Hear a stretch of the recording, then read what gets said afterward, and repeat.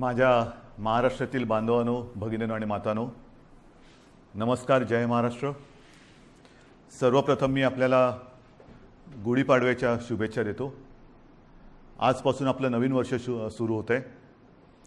खरं म्हणजे या शुभेच्छा आज सकाळीच मी आपल्याला दिलेल्या आहेत, पण प्रत्यक्ष आज आत्ता भेटून पुन्हा एकदा शुभेच्छा देतोय. गेल्याही वर्षी आपण गुढीपाडव्याच्या शुभेच्छा दिल्या होत्या आणि त्या सुमारास साधारणतः एक आपण अशी आशा व्यक्त केली होती, एक प्रार्थना केली होती की पुढचा गुढीपाडवा जो आहे म्हणजे आजचा, हा कोविड मुक्त वर्षाची सुरुवात करणारा असू दे.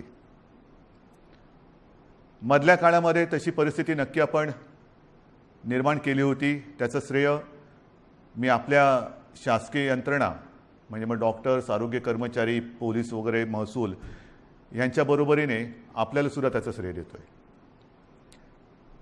साधारणतः डिसेंबर, जानेवारी, फेब्रुवारीपर्यंत आपण कोविडवरती चांगलं नियंत्रण मिळवलं होतं. मग गेल्या वर्षीचा गुढीपाडवा म्हणजे साधारणतः हाच काळ आणि या वर्षीचा याच्यामध्ये नक्की फरक काय झालेला आहे? फरक खूप झालेला आहे. मधल्या काळात जे आपल्याला वाटत होतं की हे युद्ध आपण जिंकत आलेलो आहोत, त्या युद्धाला पुन्हा एकदा सुरुवात झालेली आहे. आणि ही सुरुवात अशी तशी नाही आहे, तर फार भयानक पद्धतीने ही रुग्णवाढ झालेली आहे.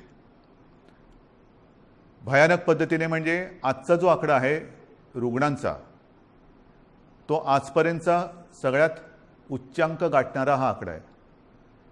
जवळपास 60,212 एवढे कोविड पॉझिटिव्ह रुग्ण आज आपल्या राज्यामध्ये नोंदवले गेलेले आहेत. 60,212 म्हणजे फार भीतीदायक ही परिस्थिती आहे. त्याच वेळेला मी एक आणखीन गोष्ट आपल्याला सांगू इच्छितो की साधारणतः गेल्या वर्षी जेव्हा कोविडने आपल्या राज्यामध्ये किंबहुना आपल्या देशामध्ये पहिलं पाऊल टाकलं, तेव्हा आरोग्य सुविधा काय होत्या मी वेळोवेळी आपल्याला कल्पना दिलेली आहे. कोविडसाठी चाचणी करणारी जी लॅब आपण म्हणतो ती आपल्या राज्यात 1 किंवा 2च होत्या. आज सर्व मिळून जवळपास 523 चाचणी केंद्र आपल्या राज्यामध्ये आहेत. आता तुम्ही म्हणाल तुम्ही 523 सुरू केलेत, ते केलेलीच आहेत, पण तरी देखील चाचणीसाठी आणि चाचणीचे रिपोर्ट यायला उशीर लागतोय. कारण सरळ आहे की आता त्या वाढवलेल्या सुविधा सुद्धा आपल्याला अपुऱ्या पडायला लागलेल्या आहेत. प्रत्येक गोष्टीची एक क्षमता असते, त्या क्षमतेपेक्षा अधिक भार जर कोणत्याही यंत्रणेवरती पडला किंवा टाकला तर साहजिकच आहे काही काळ हे असं चालत राहील आणि मग काही काळानंतर ती यंत्रणा कोलमडून पडेल. आज आपल्या चाचणी केंद्रांवरती प्रचंड ओझं आलेलं आहे. रोजच्या रोज आपण चाचण्यांची संख्या वाढवतो आहोत. साधारणतः 85,000 करत होतो, ते आता 2.25-2.5 लाखापर्यंत गेलेले आहे. अजूनही वाढवतो आहोत. मुंबईमध्ये सुद्धा आपण खूप वाढ केलेली आहे. कोविड केअर सेंटर्स गेल्या वेळेला साधारणतः 2600 होते, 2665, आता 4000च्या आसपास आपण केलेले आहेत. बेडची संख्या वाढवलेली आहे. बेडसुद्धा मी बघतो इकडे की गेल्या वेळेला किती होते, गेल्या वेळेला साधारणतः 3.25 लाख होते, आता 3.5 लाखाच्या वरती गेलेले आहेत. म्हणजे याच्यामध्ये सगळे आले, आयसोलेशन बेड्स आले, व्हेंटिलेटरचे आले, साधारणतः मध्यम लक्षणाचे आले, सगळेच. पण आता या सुविधांवरती भार यायला लागलेला आहे. मधल्या काळात आपल्याला कल्पना आहे की आपण MPSC 10वी आणि 12वी या विद्यार्थ्यांच्या आयुष्याची खेळ व्हायला नको म्हणून ह्या परीक्षा आपण पुढे ढकललेल्या आहेत. या परीक्षा आपण पुढे ढकलू शकलो. कोविडची लाट कमी झाल्यानंतर ते आपण घेऊ शकतो, पण आपली जी परीक्षा सुरू आहे ती परीक्षा मात्र आपण पुढे ढकलू शकत नाही. माझे तर म्हणणे लवकरात लवकर त्याच्यामध्ये आपल्याला उत्तीर्णच व्हावंच लागेल. आज चहूबाजूने आपल्यावरती दडपण येते, ऑक्सिजनची कमतरता जाणवते. मी मुद्दामून आपल्याला हे सांगतोय याचं कारण की मी गेले काही दिवस समाजातील प्रत्येक घटकाला सोबत घेण्याचा प्रयत्न करतो आहे, त्यांच्याशी चर्चा संवाद करण्याचा प्रयत्न करतो आहे, सगळ्यांचं एकमत करण्याचा प्रयत्न करतो आहे. साहजिकच आहे मतमतांतरही असणारच, पण ही मतमतांतरं किती काळ आपण चर्चा करत बसायची, चर्चा चर्चा चर्चा, निष्पन्न काहीच नाही. हे आता परवडणारं नाही आहे. कारण हा जो कालावधी आहे, हा जो वेळ आहे, हा एकदा जर का आपल्या हातातून निघून गेला तर मग आपल्या मदतीला कोणी येऊ शकणार नाही.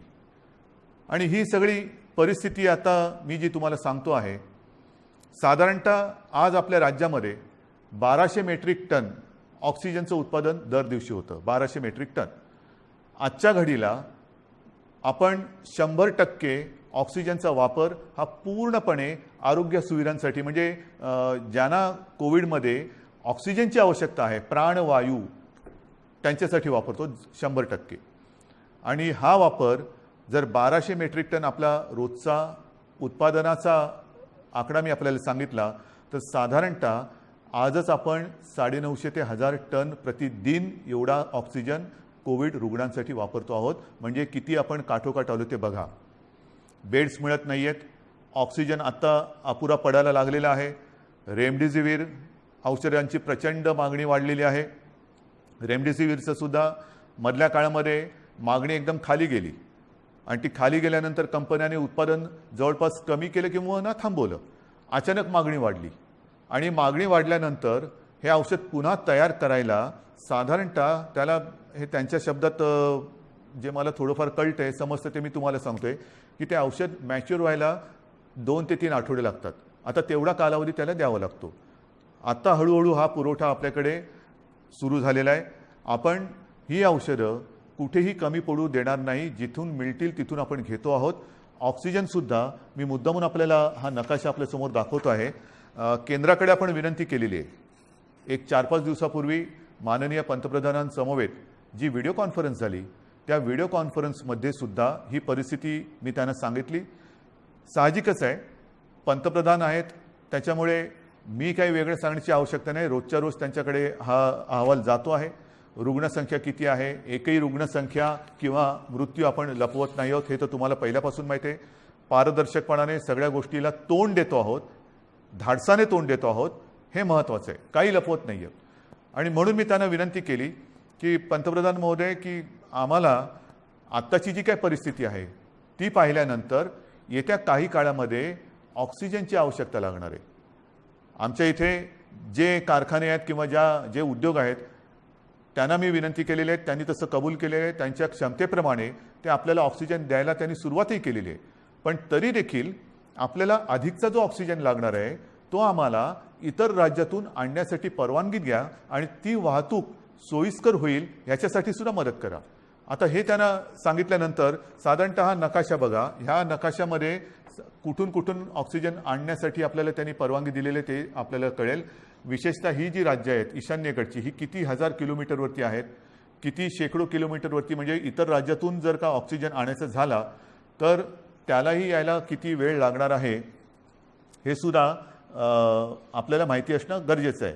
म्हणजे हा एकदम शेवटचा जो आहे पश्चिम बंगालमधला आहे, तो 1300 किलोमीटरवरती. म्हणजे असे खूप काही शेकड्यापासून, म्हणजे काही आपल्या राज्यात आहेत, परंतु इतर राज्यांमध्ये सुद्धा जे कारखाने किंवा ऑक्सिजन उत्पादक आहेत त्यांच्याकडनं आपल्याकडे ऑक्सिजन यायला रस्त्याने आणि रोजचा किती येणार, किती आणणार, सुरळीत पुरवठा आपल्याला पाहिजे. आणि त्याच्यासाठी मी माननीय पंतप्रधानांना काही विनंत्या करतो आहे. त्या बाकीच्या तर मी आपल्याकडे सांगतोच, पण एक विनंती मी त्यांना करतो आहे, ज्याच्याबद्दल मी अधिकृत पत्र पण लिहितोय, की ही रस्त्याने आता ऑक्सिजन आणेपर्यंत आमच्याकडे फार विचित्र परिस्थिती निर्माण झालेली आहे. मला कल्पना नाही असं करता येणं शक्य आहे का. असेल तर आपल्याला लष्करी तज्ज्ञांची मदत घेऊन जर हवाई वाहतुकीने आमच्याकडे ऑक्सिजन आणू शकलो आपण आणि आणू शकत असू तर कृपा करून आम्हाला नुसती परवानगी नाही तर एअरफोर्सला सांगून आम्हाला मदत करायचे तसे आदेश द्या. एवढी निकड आता आपल्याला ऑक्सिजनची लागलेली आहे. कारण तुम्हाला मी हा नकाशा दाखवला. आपल्याकडनं टँकर जाणार, तिकडनं ते भरणार, त्याच्याकडनं ते आपल्याकडे येणार. कदाचित तिथे जरी टँकर्स मिळाले तरी तिथे ते टँकर भरले जाणार आणि आपल्याकडे येणार. पुन्हा इकडे आणून एका वेळेला किती आणणार, आणखीन ऑक्सिजन लागणार. मग रोजची ही वाहतूक आपल्याला सुरू ठेवावी लागणार. रोज आपल्याला ऑक्सिजनचा हा पुरवठा लागणार आहे, रोज आपल्याला रेमडेसिवीरचा पुरवठा लागणार आहे. आणि ही सगळी परिस्थिती बघितल्यानंतर मग मात्र आपल्याला ही आपत्कालीन परिस्थिती आहेच ही धरून हवाई वाहतुकीने लष्कराच्या मदतीने सुद्धा जर करता येणं शक्य असेल तर कृपा करून तशी मदत आम्हाला करावी अशी विनंती मी आपल्या माध्यमातून सुद्धा म्हणजे आता या फेसबुक लाईव्हच्या माध्यमातून आणि मी स्वतः व्यक्तिगत फोनही करीन आणि पत्रसुद्धा लिहितोय. तर ही एक मागणी आहे. तसंच आणखीन एक दोन मागण्या ज्या मला काही वर्गाने केलेल्या आहेत त्यासुद्धा मी वाचूनच दाखवतो की साधारणतः मार्च महिन्यामध्ये GSTचा परतावा दाखल करण्याची मुदत असते. ती मुदत लघु आणि मध्यम उद्योजकांसाठी आणखीन 3 महिन्यांनी वाढवावी अशी मी विनंती माननीय पंतप्रधानांना करतोय की आता हे सगळे संकटातच आहोत आपण. हे संकट ही आपत्ती आहे. या आपत्तीमध्ये आपणच यांना सांभाळून घ्यायला पाहिजे. कारण इतर वेळेला अर्थचक्र चालवणारी हीच लोक आहेत. उद्योगधंदे राहिले पाहिजेत, रोजीरोटी राहिली पाहिजे, नाहीतर मग जगायचं कशासाठी. तर त्यांना थोडासा एक आधार देण्यासाठी GSTचा जो एक परतावा आहे तो त्याला 3 महिन्यांनी तरी किमान मुदतवाढ द्यावी अशी मी माननीय पंतप्रधानांना विनंती करतो आहे.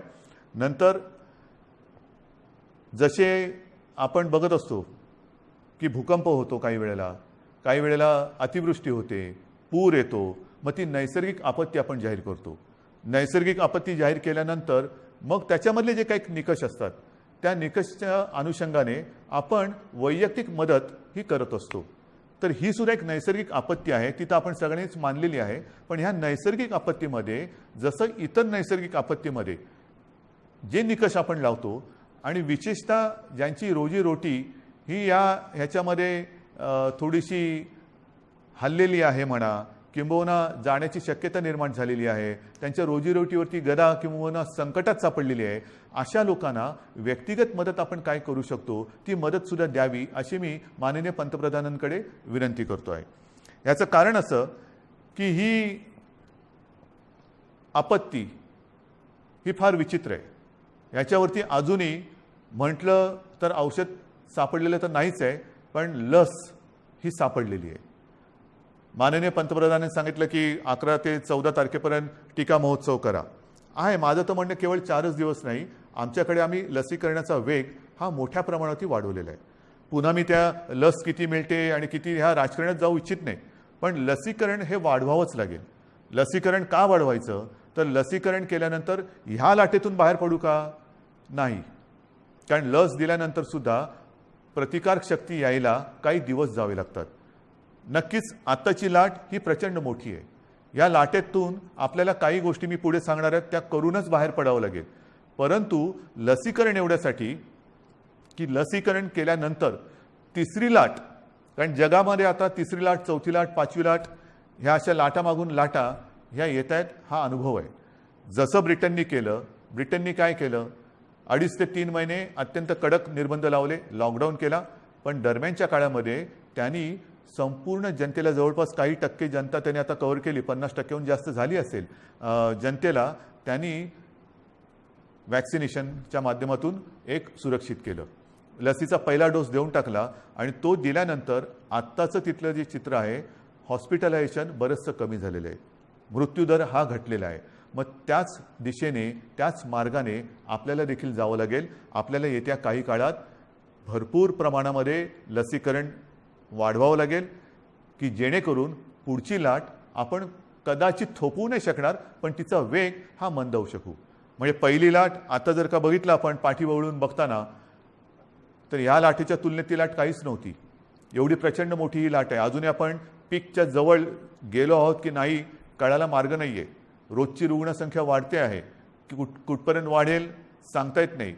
एक वेगळेपण मी आपल्याला सांगतो की गेल्या वर्षीसुद्धा जेव्हा कोविडची सुरुवात झाली तेव्हा साधारणतः आपण एक चित्र समोर ठेवत असतो की आज एवढी रुग्णसंख्या आहे तर 15 दिवसानंतर रुग्णसंख्येत किती वाढ होईल, रुग्णवाढ किती होईल, महिन्याभरानंतर रुग्णवाढ किती होईल, आणखीन अशीच रुग्णवाढ राहिली, हाच वेग राहिला तर किती दिवसात किती रुग्णवाढ होईल. आणि मी आपल्याला सांगू इच्छितो गेल्या वर्षी केवळ आपल्या आणि आपल्याच जिद्दीमुळे आणि आपल्या संयमाने, आपल्या सहकार्यामुळे जे काही चित्र आपल्याला दाखवलं गेलं होतं तेवढी लाट आपण येऊ दिली नव्हती. त्यापेक्षा कितीतरी खाली आपण कोविडला ठेवला होता. म्हणजेच काय, आपण एकदा हे करून दाखवलेलं आहे. होय, एकदा आपण हे करून दाखवलेलं आहे, कोविडवरती नियंत्रण मिळवून दाखवलेलं आहे. मात्र यावेळीची जी लाट आहे ती लाट आणि जे काही चित्र समोर रुग्णवाढीचं ठेवलं जाते ते जवळपास येते. म्हणजे जी अपेक्षित रुग्णवाढ 15 दिवसांनी किती होईल, महिनाभरानंतर किती होईल, हे जे काय सांगितलं जाते ते चित्र हे यावेळेचं जवळपास सारखं आहे. गेल्या वेळेला जेवढी आपण आरोग्य सुविधा वाढवली ही आरोग्य सुविधा नाही म्हटलं तरी तोकडी पडताना आपल्याला आता दिसते, आपण अनुभवतो आहोत. पण म्हणून आपण काही स्वस्त नाही बसलेलो, आपण हातपाय गाडून अजिबात बसलेलो नाही, बसणारच नाही. जिद्दीने आपण लढणार आणि जिंकणारच, जिंकायचंच ही जिद्द घेऊनच आपण युद्ध लढतो आहोत. आज सुद्धा मी जे काय आपल्याला सांगणार आहे ते का पाहिजे. एक तर ही रुग्णवाढ भयावह आहे, भीतीदायक आहे. ऑक्सिजनचा उपयोग आपल्याला जास्त करावा लागतोय कारण तेवढी रुग्णसंख्या वाढते. ऑक्सिजनची कमतरता ही आता जाणवायला लागलेली आहे, औषधांची कमतरता ही जाणवायला लागलेली आहे, रुग्णशय्यांची कमतरता ही आता दिसायला लागलेली आहे. आपण येत्या काळामध्ये पुन्हा एकदा आरोग्य सुविधा आणखीन वाढवतो आहोत. मुंबईत वाढवतोय, विदर्भात वाढवतोय, पुण्यात वाढवतोय, सगळीकडे वाढवतो आहोत. जिथे जिथे जे जे करता येणं शक्य असेल ते आपण सगळे मिळून करतो आहोत. मग तिकडे ऑक्सिजनचे बेड्स वाढवायची आवश्यकता असेल तर ते वाढवतो आहोत, व्हेंटिलेटर्स वाढवण्याची आवश्यकता असेल तर ते वाढवतो आहोत, आयसोलेशन बेड्स वाढवण्याची आवश्यकता असेल ते वाढवतो आहोत, क्वारंटाईन वाढवण्याची आवश्यकता असेल ते वाढवतो आहोत. पण हे एकतर्फी झालं. एकतर्फी म्हणजे असं की त्याला अजून दोन गोष्टी आहेत. ही आरोग्य सुविधा वाढवल्यानंतर प्रत्यक्ष उपचार करण्यासाठी आपल्याला डॉक्टर्स लागणार. डॉक्टर्ससाठी सुद्धा आपले प्रयत्न चालू आहेत. आत्ता नवीन जे विद्यार्थी आपले उत्तीर्ण झालेले आहेत त्यांना आपण आवाहन करतो आहोत की तुम्ही पण या, त्यांचीसुद्धा आपण आरोग्याची काळजी घेणार आहोत, त्यांनासुद्धा आपल्यासाठी आपल्यासोबत घेणार आहोत. त्याचबरोबरीने मी जसं गेल्या वर्षी एक आवाहन केलं होतं की निवृत्त झालेले काही डॉक्टर्स किंवा डॉक्टर कधी तसे निवृत्त होतच नाहीत, पण परिचारिका असतील, आरोग्य कर्मचारी असतील, त्यांनासुद्धा मी आवाहन करतो आहे की तुम्हीसुद्धा पुन्हा एकदा ह्या महाराष्ट्रावरती कोसळलेल्या नैसर्गिक संकटात मदतीला, नुसतं मदतीला नाही मी म्हणत, लढायला पुढे या, लढण्यासाठी पुढे या. सर्व स्वयंसेवी संस्था आहेत, सेवाभावी संस्था आहेत, व्यक्ती आहेत, त्यांनासुद्धा मी आवाहन करतोय की आता वेळ आलेली आहे, तुम्हीसुद्धा या. जे जे आपण करता येणं शक्य असेल आणि जे जे तुम्ही करू शकाल ते करण्यासाठी आणि हे युद्ध जिंकण्यासाठी तुम्ही सरकारच्या सोबत या. बांधवांनो आणि भगिनीनो, ही उणीधुणी काढण्याची वेळ नाही आहे. मी गेल्याही वेळेला सांगितलं होतं, सर्व राजकीय पक्षांना पुन्हा एकदा आवाहन करतो आहे की उणीधुणी काढत बसू नका. आता जर का उणीधुणी काढत बसलो तर महाराष्ट्र आपल्याला माफ नाही करणार. राजकारण आपण वृत्तपत्रात वाचलं की माननीय पंतप्रधानांच्या समवेत झालेल्या व्हिडिओ कॉन्फरन्समध्ये सुद्धा मी त्यांना हीच विनंती केली की देशातील सर्व प्रमुख राजकीय नेत्यांना एकत्र बोलून व्हिडिओ कॉन्फरन्सच्या माध्यमातून सर्वांना सांगा की आता राजकारण बाजूला ठेवा. हे फार मोठं संकट आहे. आपण एकत्र येऊन जर का लढलो नाही, जर आपण याला साथ म्हणत असू तर आपण सुद्धा एक साथ आलो पाहिजे, एक साथ लढलं पाहिजे, तरच या साथीवरती आपण विजय मिळवू शकतो. आणि म्हणून ही सगळी परिस्थिती आपल्याला सांगितल्यानंतर नाईलाजाने मला काही गोष्टी ह्या थोड्याशा बंधनात्मक आपल्याला करावायला लागणार आहेत. आणि मला खात्री आहे की हे जे निर्बंध आपण लावतो आहोत हे केवळ आणि केवळ आपल्यासाठी आहेत. मला आनंद होतोय असं कृपा करून समजू नका. मी गेले महिनाभर साधारणतः याची कल्पना देत आलेलो आहे की असं नाही झालं तर काय होईल, तसं नाही झालं तर काय होईल. आपण तसं म्हटलं तर बराचसा वेळ चर्चेमध्ये आणि विचारविनिमयात घालवलेला आहे. आता मात्र कडक पावलं उचलण्याची आवश्यकता आणि ती वेळ तो क्षण आलेला आहे. मग काय करायचं. मी एकदम काही लॉकडाऊन असं म्हणत नाही आहे, पण काही निर्बंध हे साधारणतः त्या सदृश्य आहेत. कारण ही साखळी जर का तुटली नाही तर ही साखळी आपल्याला पूर्ण गुरफटून गुंबरून टाकल्याशिवाय राहणार नाही. आपल्याला रोजीरोटी महत्त्वाची आहेच, त्याहीबद्दल मी बोलणार आहे. पण रोजीरोटीच्या बरोबरीने आधी जीव वाचवायला पाहिजे. जीव वाचलं तर सगळं काही आहे. आणि जीव वाचवणं हाच आत्ता आपल्यासमोरचा महत्त्वाचा मुद्दा आहे. आणि तो वाचवण्यासाठी मी पुन्हा एकदा सगळ्यांना हात जोडून विनंती करतो आहे की आजपर्यंत जी काही निर्बंध आपण टाकलेले होते त्या निर्बंधात आता आपण अधिक वाढ करतो आहोत. आणि हे निर्बंध उद्या 8 वाजल्यापासून, संध्याकाळी 8 वाजल्यापासून आपल्या राज्यात लागू होतील. एक फक्त अपवाद थोडा आपल्याला करावा लागणार आहे, कारण तिथे 2-4 दिवसामध्ये मतदान आहे, ते म्हणजे पंढरपूर मंगळवेढा मतदारसंघ, विधानसभा मतदारसंघ. आपल्याला कल्पना आहे की तिथले आपले लोकप्रतिनिधी भारत भालके यांचं कोरोनामुळेच निधन झालं होतं. दुर्दैवाने ते आपल्यातून गेले आणि त्यांची जी जागा आहे त्या मतदारसंघात येत्या 2-5 दिवसामध्ये मतदान आहे. मतदान झाल्यानंतर मात्र तिकडे सुद्धा हे निर्बंध अत्यंत कडकपणाने लागू होतील. म्हणून मी थोडंसं माझ्या आणि आपल्या सगळ्यांच्या मनाविरुद्ध असलं तरी ह्या काही गोष्टी आपल्याला सांगतो आहे. मला खात्री आहे की आजपर्यंत जसं सहकार्य आपण मला केलं, ज्या ज्या गोष्टी मी आपल्याला सांगितल्या त्या गोष्टी आपण पाळल्या, तसंच सहकार्य येत्या काही दिवसासाठी आपण मला कराल आणि तसं करावं अशी मी प्रथम आपल्याला विनंती करतोय. काही निर्बंध मी आपल्याला वाचून दाखवतो आहे आणि बाकीचे सर्व निर्बंध जे आहेत, सगळे नियम आहेत, ते लवकरात लवकर हे प्रसिद्धी माध्यमाच्या माध्यमातून आणि आपल्या जी काही साईट आहे त्याच्यावरती अपलोड केले जातील की जेणेकरून सर्वांना अत्यंत स्पष्ट शब्दात त्याची कल्पना येईल.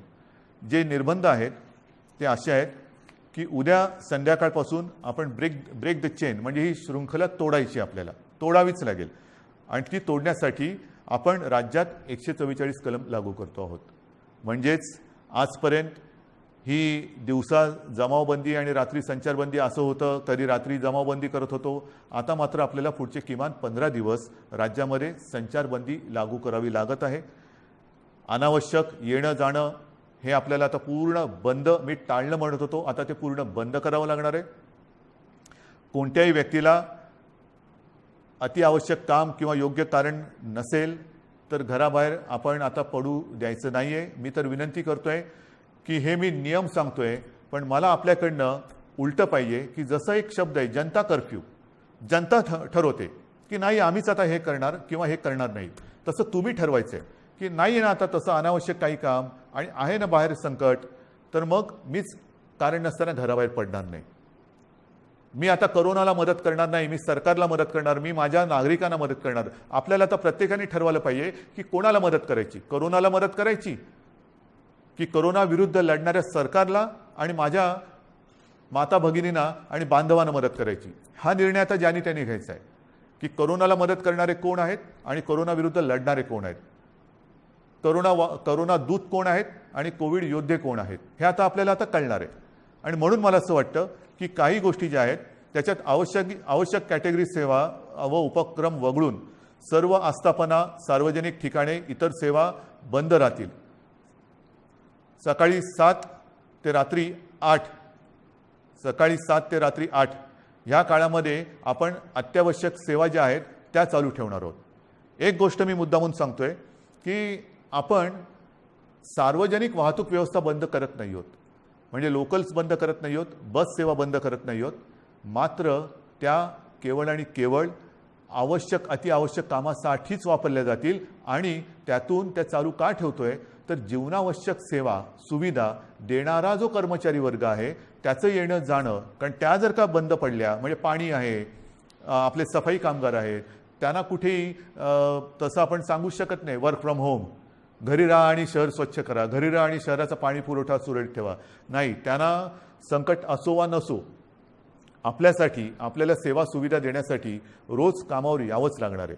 आणि म्हणून त्यांची ये जा ही सुलभतेने व्हावी म्हणून आपण पब्लिक ट्रान्सपोर्ट हे चालू ठेवतो आहोत.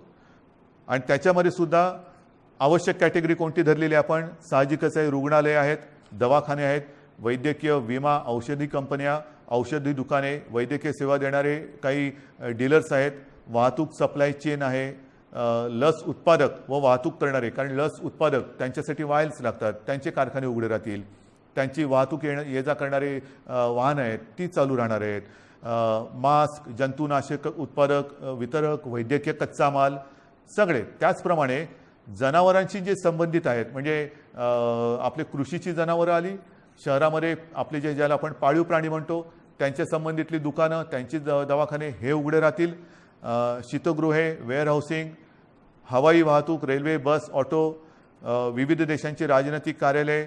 नंतर तोंडावरती पुन्हा पावसाळा आलेला आहे, एप्रिल तर अर्धा गेला, येत्या 1.5 महिन्यामध्ये पाऊस येणार. पावसाळ्याची जी काही कामं आहेत ती पावसाळी पूर्वच करावी लागतात. तर ती पावसाळ्यासाठीची पावसाळीपूर्वीची जी कामं आहेत ती सगळी चालू राहतील. त्याच्यानंतर बँक्स, रिझर्व्ह बँक इंडिया आणि त्यांच्याशी संबंधित सगळे सेबीने मान्यता दिलेली कार्यालये, दूरसंचार सेवा व त्यांच्याशी संबंधित देखभाल व दुरुस्ती करणारे, ह्या सगळ्या गोष्टी, ई कॉमर्स असेल, ह्या सगळ्या आहेत. त्याच्यानंतर अधिस्वीकृतीधारक पत्रकार, त्यांनासुद्धा आपण त्यांना मुभा दिलेली आहे जाण्या येण्याची. पेट्रोल पंप चालू राहतील, पेट्रोलियम उत्पादन आहेत, कार्गो सेवा, डेटा सेंटर्स, IT सेवा, शासकीय व खाजगी सुरक्षा मंडळं, ह्या सगळ्या गोष्टी ह्या आपण चालू ठेवतो. हे आहेत, बऱ्याच गोष्टी आहेत. त्याची संपूर्ण मी आता वाचत नाही आहे, पण ह्या गोष्टी ह्या प्रसिद्धी माध्यमाच्या माध्यमातून आपल्याकडे येतील. त्याबरोबर आता अपलोड पण केल्या जातील. तेवढ्या आणि तेवढ्याच चालू राहतील. बाकीची कृपा करून मी आपल्याला विनंती करतो आहे की ह्या सेवा किंवा इतर काही आपली वाहतूक आहे ती बंद राहणार आहे. बांधकामामध्ये सुद्धा आणि इतर जे काही उद्योग आहेत त्यांना सुद्धा मी सांगतोय की तुम्ही सुद्धा जिथे जिथे तुमच्या साईट्स आहेत, एक तर त्या साईटवरती तुमच्याकडे सुविधा असेल तर तुमच्या कर्मचाऱ्यांची सोय तिथल्या तिथे करा. त्यांना उगाचच तिथून त्यांच्या घरातून तिथे, म्हणजे कोविडची ये जा जशी व्हावी तशी त्यांची ये जा होऊ देऊ नका. त्यांच्या माध्यमातून कुठे कोविड पसरू देऊ नका. त्यांच्या आरोग्याची खबरदारी घ्या. जर का करायची तुमच्या कॅम्पसमध्ये सुविधा नसेल, पण काही उद्योग असे आहेत की त्यांनी त्यांच्या कर्मचाऱ्यांची एक वसाहतच वसवलेली आहे, ठीक आहे, तो कारखान्यात येईल, तिथून त्याच्या वसाहतीत जाईल, तिथून पुन्हा इकडे. एवढ्या पुरतं वाहतुकीची व्यवस्था तुम्ही करू शकत असाल तर तुमचा उद्योग चालू ठेवायला काही हरकत नाही आहे. आपल्याला अनावश्यक सगळ्या गोष्टी, सगळी ये जा ही थांबवायची आहे. म्हणून कृपा करून अनावश्यक गोष्टी ज्या आहेत त्या टाळायला पाहिजे. आता हॉटेल्स, रेस्टॉरंट यांना सुद्धा आपण त्यांच्यावरती पूर्वीप्रमाणेच निर्बंध असतील आणि टेक अवे व होम डिलिव्हरी एवढंच करता येईल. कर्मचाऱ्यांना लसीकरण आता हे बंधनकारक आहे. रस्त्यावरच्या खाद्य विक्रेत्यांना सुद्धा त्यांना आपण का परवानगी देतोय की अनेक गोरगरीब असे आहेत की ज्यांच्याकडे एकेका खोलीत ते 5-5, 7-7, 8-8 लोक राहतात. एका खोलीत एवढे लोक राहतात, त्यांच्याकडे स्वयंपाकघराची सोय नाही, मग बाहेर त्यांना खावं लागतं. आणि मग ते खाणार कुठे? जर रेस्टॉरंट्स आणि इतर ज्या काही गोष्टी आहेत त्यांना आपण टेक अवे घरी पार्सल नेण्यासाठी परवानगी देत असू, तर रस्त्यावरच्या खाद्य विक्रेत्यांना सुद्धा सकाळी 7 ते रात्री 8 ह्या वेळेमध्ये तिथल्या तिथे नाही, त्यांनी सुद्धा ते पॅक करून जो कोणी गोरगरीब येईल त्याला ते देण्याची व्यवस्था करावी. आपल्याला गर्दी टाळायची आणि अनावश्यक वाहतूक तर नाहीच पाहिजे. ह्याच्यामध्ये आवश्यक सेवेसाठी लागणारे उत्पादन करणारे उद्योग हे पूर्ण क्षमतेने चालू ठेवण्यात येतील आणि या उत्पादनांची निर्यात करणारे उद्योगसुद्धा चालू ठेवण्यात येतील. आपल्याला ह्या सगळ्या गोष्टींची मी कल्पना देतो आहे. आता हे झाल्यानंतर काही गोष्टी अशा आहेत की बाबा हे सगळं तुम्ही निर्बंध सांगितले, मग आमच्यासाठी तुम्ही काय करणार? रोजीरोटीचं काय? मी मगाशी आपल्याशी बोलताना बोललो की माननीय पंतप्रधानांना आपण सांगतो की नैसर्गिक आपत्तीत व्यक्तिगत लाभ जसे आपण देऊ शकतो त्या अनुषंगाने काही लाभ ह्या नैसर्गिक आपत्तीत द्यावे अशी माझी विनंती आहे. मात्र राज्य सरकार म्हणून अन्न सुरक्षा जी आपली योजना आहे त्या योजनेअंतर्गत जे सगळे लाभार्थी आहेत या लाभार्थ्यांना प्रति व्यक्ती 3 किलो गहू आणि 2 किलो तांदूळ याप्रमाणे 1 महिना आपण आता मोफत धान्य देणार आहोत पुढच्या 1 महिन्यासाठी. म्हणजे कुठेही आपण त्यांची कदाचित रोजी ही मंदावली असेल पण रोटी थांबू देत नाही आहोत. त्यांच्यासाठी अन्नधान्याची व्यवस्था आपण करतो आहोत आणि याच्यामध्ये नोंद केलेले जे आपल्याकडे लाभार्थी आहेत त्यांची संख्या साधारणतः 7 कोटी आहेत. म्हणजे 7 कोटी जे आपले नागरिक आहेत ह्या वर्गात मोडणारे त्यांना आपण पुढच्या महिन्यामध्ये, म्हणजे आजपासून जेव्हापासून ही बंधन उद्यापासून सुरू होतील, 1 महिना प्रत्येकी 3 किलो गहू आणि 2 किलो तांदूळ याप्रमाणे 1 महिना मोफत आपण धान्य देणार आहोत. तसंच आपल्याला सर्वांना कल्पना आहे, सरकार आल्यानंतर आपण 10 रुपयात शिवभोजन थाळी ही गोरगरिबांसाठी सुरू करण्याची योजना जाहीर केली. ती जाहीर केली, योजना सुरू झाली आणि कोविड आला. मग काय करायचं? तर ही योजना कोविड आल्यानंतर आपण 10 रुपयाची जी एक शिवभोजन थाळी होती ती 5 रुपयावरती आणली आणि साधारणतः मी तोही आकडा सांगितलेला आहे. आतापर्यंत काही कोटी लोकांनी ह्या थाळीचा लाभ घेतलेला आहे. आता आपण ही शिवभोजन योजना जी आहे, ही जी थाळी आहे ती 10 रुपयाची थाळी आपण 5 रुपयात केली होती. आता पुढचा 1 महिना शिवभोजन आपण मोफत देणार आहोत. 2 लाख थाळ्या जवळपास आपण रोज देतो. ह्या 2 लाख थाळ्या म्हणजे हे शिवभोजन आपण हे मोफत देणार आहोत गोरगरिबांसाठी. म्हणजे सांगतात ना की तुम्ही लॉकडाऊन करताय पण रोजीरोटीचं काय, तर रोजी थोडीशी मंदावणार आहे. मी पुन्हा एकदा सांगतो, मला कल्पना आहे, पण रोटी कुठे आपण थांबू देत नाही. ही संपूर्ण व्यवस्था, हा सगळा जो काय मी भार नाही म्हणत, हे कर्तव्य जे आहे ते कर्तव्य आपलं सरकार हे समर्थपणाने सांभाळणारच. भार हा पडणार सरकारवरती, जसा तुमच्यावरती पडतोय तसा सरकारवरती पडतोय, पण सरकार हा आपल्या सगळ्यांच्या आशीर्वादाने भार सोसणार आणि सोसायला ते समर्थ आहे. त्याचप्रमाणे आणखीन काही योजना आहेत. मी आता हे वाचतो. संजय गांधी निराधार योजना श्रावणबाळ आणि केंद्र पुरस्कृत इंदिरा गांधी राष्ट्रीय वृद्धापकाळ निवृत्ती वेतन योजना, इंदिरा गांधी राष्ट्रीय विधवा निवृत्ती वेतन, इंदिरा गांधी राष्ट्रीय दिव्यांग निवृत्ती वेतन योजना, या 5 योजनेतील लाभार्थ्यांना 2 महिन्यांकरता प्रत्येकी 1000 रुपये आर्थिक सहाय्य आपण आगाऊ देतो आहोत. म्हणजे आधी देतो आहोत, नंतर नाही, आत्ता आधी देतो आहोत. आणि ह्याचे साधारणतः लाभार्थी हे किमान 35 लाख आहेत. म्हणजे वरती मी जसं सांगितलं तुम्हाला की दारिद्र्य रेषेखालील कुटुंब आहेत, काही निराधार महिला आहेत, वयोवृद्ध आहेत, दिव्यांग आहेत, असंघटित क्षेत्रातील नागरिक आहेत, कामगार आहेत, रिक्षाचालक आहेत, आदिवासी समाज, यांच्यासाठी आपण 3 किलो गहू आणि 2 किलो तांदूळ ही योजना जाहीर केली. शिवभोजन आपण पुढचा महिनाभर मोफत देतो आहे. त्याच्यानंतर आता ह्या योजना त्याच्यात जो 1000 रुपयांचा जो देणं असतं आपण ते आगाऊ देतो आहोत आणि त्याच्यात 35 लाख लोक आपण त्यांना एक नाही म्हटलं तरी आधार देतो आहोत. नंतर महाराष्ट्र इमारत व इमारत कामगार कल्याणकारी जे मंडळ आहे त्या मंडळामध्ये राज्यातील नोंदणीकृत बांधकाम कामगार जे आहेत त्यांना 1500 रुपये हे 1500 रुपये आपण अर्थसहाय्य देतोय प्रत्येकी. म्हणजे त्याच्यामध्ये साधारणतः 12 लाख पुन्हा लाभार्थी आहेत जे आपल्याकडे नोंदणीकृत आहेत. हे 1500 रुपये आपण त्या बांधकाम वर्गातील कामगारांना देतो आहे. घरेलू कामगार, आता हा एक वेगळा आपण हे करतोय. घरेलू कामगार जे नोंदणीकृत घरेलू कामगार आहेत त्यांच्यासाठी सुद्धा आपण एक निधी देतो आहोत. म्हणजे हा सुद्धा एक मोठा वर्ग आहे तसा जो नोंदणीकृत आहे त्यांना आपण हा निधी देतो आहोत. त्याच्यानंतर आता पुन्हा तळहातावरती पोट हे ज्यांचं आहे तोच हा वर्ग आहे. त्याच्यामध्ये आणखीन थोडा वर्ग बाकी आहे, तो म्हणजे अधिकृत फेरीवाले. अधिकृत फेरीवाले आहेत. या फेरीवाल्यांसुद्धा आपण एका वेळचे 1500 रुपये प्रत्येकी देतो आहोत. फेरीवाल्यांसाठी जे अधिकृत नोंदणीकृत आहेत फेरीवाले त्यांना देतो आहोत. आणि हे जे देणं आहे हे या फेरीवाल्यांची स्वनिधी योजनेत बँकांकडे नोंदणी असल्यामुळे बँकांमार्फत हे त्यांच्या बँकेत हा जो काही निधी आहे तो त्यांना हस्तांतरण दिलं. ह्याच्यामध्ये जवळपास 5 लाख लाभार्थी आहेत. तसंच आपले रिक्षाचालक आहेत, कारण सगळंच बंद केल्यानंतर रिक्षाचालकांनी काय करायचं, तर ह्याच्यामध्ये सुद्धा जे परवानाधारक रिक्षाचालक आहेत त्या रिक्षाचालकांना सुद्धा एका वेळेचं आपण 1500 रुपये हे देतो आहोत. आता याच्यामध्ये सुद्धा साधारणतः 12 लाख लाभार्थी आहेत.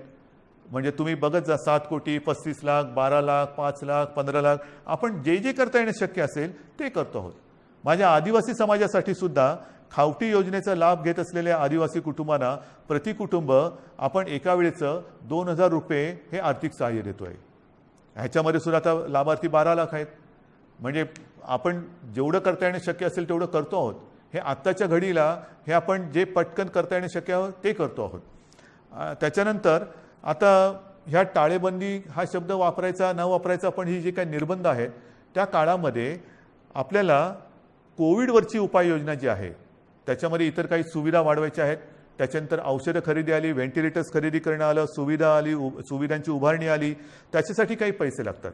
तर त्याच्यासाठी आपल्या जिल्हाधिकारी त्यांना काही पैसे आपल्याला त्यांच्याकडे देऊन ठेवावे लागतात की तुम्हाला आवश्यकतेनुसार, कारण पटकन आता रुग्ण आला आणि काही गरज लागली तर विचारत बसायचं नाही. जे जे करता येणं आवश्यक आहे ते तिकडे करायचं. आणि त्यांच्यासाठी सुद्धा आपण साधारणतः 3300 कोटी फक्त आणि फक्त कोविडसाठी म्हणून बाजूला काढून ठेवतो. म्हणजेच काय की आपण हा सगळा जर का एक आढावा घेतला तर ढोबळमानाने हे सगळं आपण करण्यासाठी जवळपास 5400 कोटी रुपये आपण हे विविध ज्याला आधार देतो म्हणतो, तुम्ही नुसती मदत नाही पण एक आधार देण्यासाठी आणि कोविड वाढू नये वाढलाच तर औषधोपचारासाठी, सुविधांसाठी म्हणून आपण एवढा एक निधी बाजूला काढून ठेवतोय. आणि म्हणून मला असं वाटतं, बांधवांनो आणि भगिनींनो, मी सगळी परिस्थिती आहे ही आपल्यासमोर ठेवलेली आहे. ऑक्सिजनची सुद्धा परिस्थिती आपल्याला सांगितलेली आहे, बिकट आहे. पुन्हा एकदा सांगतो, साधारणतः आपल्या राज्याची क्षमता ही 1200 मेट्रिक टन प्रतिदिनी उत्पादनाची आहे.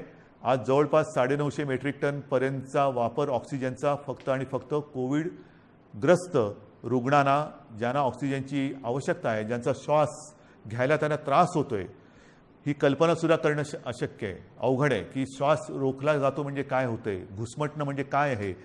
त्यांचा श्वास मोकळा होण्यासाठी, त्यांचा श्वासोच्छ्वास परत नैसर्गिक होण्यासाठी म्हणून हा आपण ऑक्सिजन वापरतो आहोत. पण ह्याच संख्येने जर रुग्णवाढ होत राहिली तर हाताशी राहिलेला ऑक्सिजन हा येत्या काही दिवसात संपल्याशिवाय राहणार नाही. आजसुद्धा रोजची आपली रेमडेसिवीरची जी गरज आहे, किती वापर होतोय, सगळीकडनं मागणी होते, रेमडेसिवीर पाहिजे, रेमडेसिवीर पाहिजे. आपल्याला कल्पना आहे आपल्या राज्यात आजच्या दिवशी साधारणतः किती रेमडेसिवीर इंजेक्शन वापरले जातात? साधारणतः 40 ते 50 हजार, म्हणजे 40 ते 50 हजार सरासरी रोजची आजची आपली रेमडेसिवीर इंजेक्शनची ही मागणी आहे, गरज आहे. आता तुम्ही विचार करा, आजच्या घडीला रेमडेसिवीर थोडंसं कमी पडतंय, त्याची आपण हे करतोय, सोय केलेली आहे, येत्या काही दिवसात ते नियमित होईल. पण जर काही रुग्णसंख्या, रुग्णवाढ अशीच राहिली, याच पटीत वाढत राहिली, तर येत्या काही दिवसामध्ये रेमडेसिवीरची आवश्यकता ही दुप्पट होणार आहे. म्हणजे जिकडे 50,000 असेल तिकडे 1,00,000 होणार आहे. 1,00,000 म्हणजे अजून एवढीच रेमडेसिवीरची आवश्यकता आपल्याला आहे. हे सगळं मी अत्यंत प्रामाणिकपणाने आपल्यासमोर ठेवलेलं आहे. त्याच्यामध्ये कुठेही लपवाछपवी नाही, कुठेही अपारदर्शकता नाही. ही बंधनं केवळ आणि केवळ एक नाईलाज म्हणून आपल्याला आता ही स्वीकारावी लागत आहेत. याचं कारण की जगभराचा जो अनुभव आहे, आरोग्य सुविधा वाढवणं, लसीकरण वाढवणं, मात्र त्याच वेळेला ती वाढवण्यासाठी थोडीशी एक मध्ये आपल्याला संधी लागते. ती संधी आणि ही साखळी तोडण्यासाठी आपल्याला हे निर्बंध स्वीकारावे लागत आहेत. हे पूर्ण जगाने आता स्वीकारलेलं सत्य आहे. आणि म्हणून माझी आपल्याला हात जोडून विनंती आहे की ही बंधनं ही एकतर्फी टाकलेली नाही आहेत. ही बंधनं टाकण्यामागे जो उद्देश आहे तो केवळ आणि केवळ प्राण वाचवणे हाच एक उद्देश आहे. आनंददायी ही परिस्थिती नाही आहे, घाबरण्यासारखं सुद्धा तसं नाही आहे, कारण आपण समर्थपणाने ह्याचा मुकाबला करतो आहोत. आजपर्यंत जे सहकार्य आपण मला केलं, जसं मला आपल्या कुटुंबातील एक आपण मानता, त्याच तळमळीने आणि त्याच प्रेमाने आणि त्याच आपुलकीने माझ्यावरती मी पुन्हा सांगतो, टीका करणारे किती करत असले तर त्या टीकेची पर्वा न करता आपल्याशी जी माझी बांधिलकी आहे त्या बांधिलकीला स्मरून आणि तिला जागून मी केवळ आणि केवळ माझ्या राज्याच्या, माझ्या माता भगिनींच्या, माझ्या बांधवांच्या हितासाठी ही निर्बंध आपल्यावरती थोडीशी लादत आहे. कृपा करा, न चिडता, न रागावता, समजून घेऊन सहकार्य करा आणि ही लढाई जिंकायला नुसती मदत नाही तर मी पुन्हा एकदा सांगतो की आपण सगळे सैनिक म्हणून सोबत या आणि ही लढाई जिंकायचीच या जिद्दीने पुन्हा एकदा कंबर कसून कोविड भगाव ह्या पद्धतीने आपल्याला आता हे करावं लागेल. आजपर्यंत जसं सहकार्य केलं तसंच सहकार्य यापुढेही अपेक्षित आहे. सर्वांना धन्यवाद देतो. जय हिंद, जय महाराष्ट्र.